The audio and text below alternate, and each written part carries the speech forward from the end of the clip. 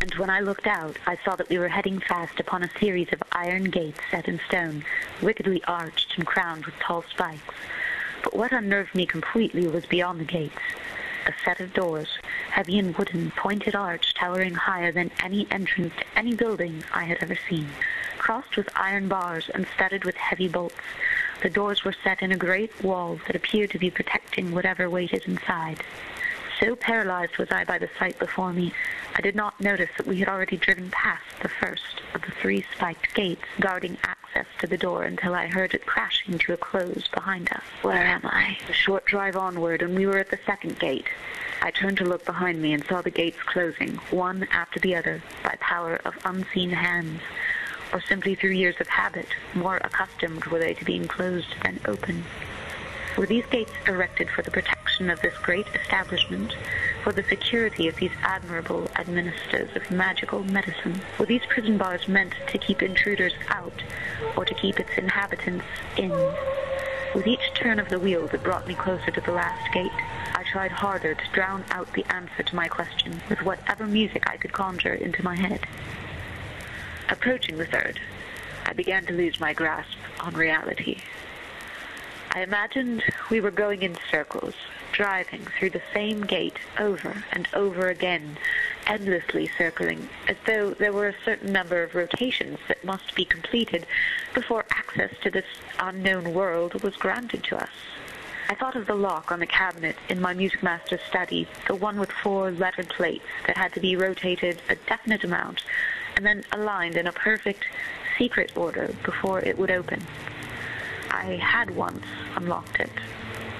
I felt dizzy and much too warm. The wind screamed around the carriage, the wheels rattled, and though the gate was close ahead, we seemed to be eternally racing towards it, making no progress. A bird, something like a raven but a great deal larger, soared overhead, and, emitting a strange metallic growl into the blackening sky, circled above the ever-approaching gate. As it did so, I caught sight of the sharp spikes gleaming in the pummeling rain. Still galloping at full speed, I heard the muffled squeals of what sounded like a swarm of insects. Looking out, I swore I saw, though I did not believe my eyes at the time, a great pack of rodents, perhaps 100, perhaps more, sleek, furry bodies skimming the earth, leaping over each other, black eyes sparkling. A quivering mass, they swam over the cobblestones like one creature, squid's ink, spilling into water and infecting it with deep black in seconds.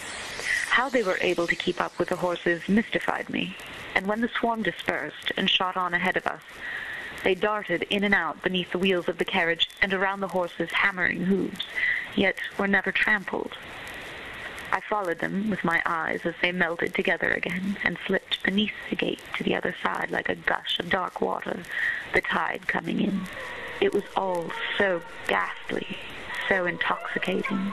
My body convulsed in a quivering wave somewhere between horror and wild anticipation. And then, the final gate having slammed closed behind us, we were at the ultimate precipice at last.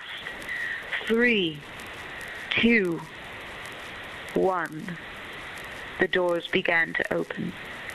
There was an awful grinding of metal, a clashing of loosened chains, and with the sky seeming to come down around us, it appeared. The